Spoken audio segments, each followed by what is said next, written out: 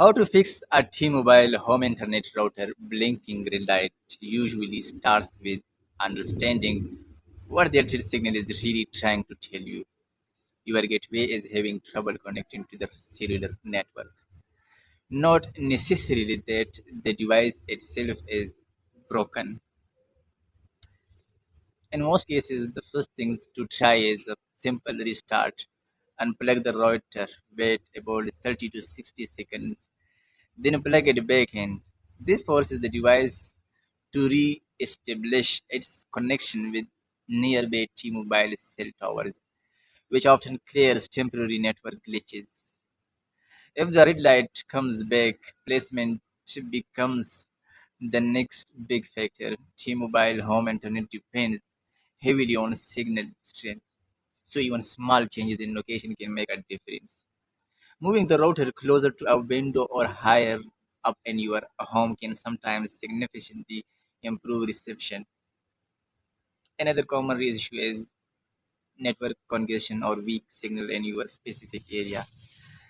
If too many users are connected to the same tower or the signal is fluctuating, the gateway may struggle to maintain a stable connection, which can trigger that blinking red status. It is also worth checking whether the SIM inside the router is properly seated, since these devices rely on a SIM card for cellular connectivity. A slightly loose or misaligned SIM can interrupt service and cause connection errors. Software glitches can also play a role. If the router has not updated properly or is stuck on an older firmware version, it may have trouble connecting reliably. In some cases, leaving the device powered on for a while allows it to complete background updates and stabilize. Another thing to consider is overheating or power issue. If the router is not getting consistent power or is placed in a hot, enclosed space, performance can drop and lead to connection instability, including the red light indicator.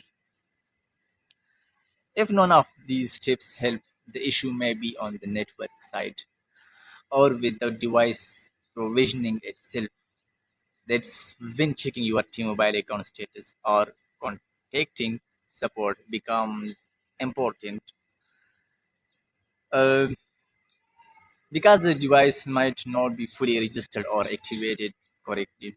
Most of the time, through most of the time, through this issue comes down to signal strength or temporary network disruption rather than a serious hardware failure. So small adjustments in placement or a reset often make a noticeable difference.